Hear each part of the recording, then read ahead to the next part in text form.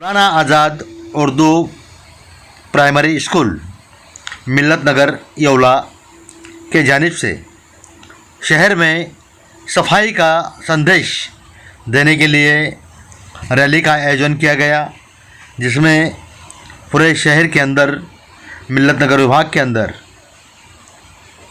मोहल्लों में जाकर सफाई का संदेश दिया गया, जिसमें जगह जगह पर सफाई का नज़्म किया गया। सफाई के लिए आवाम को उत्तेजित किया गया। सफाई की प्रेरणा विद्यार्थियों के जानिब से दी गई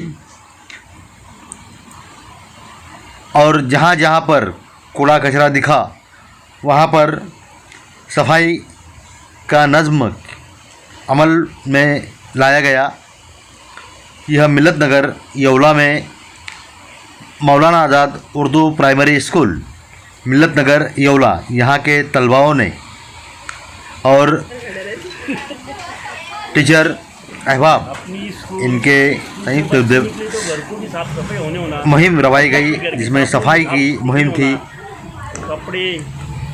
अभी आप वीडियो के अंदर देख रहे हैं मौलाना आज़ाद उर्दू प्राइमरी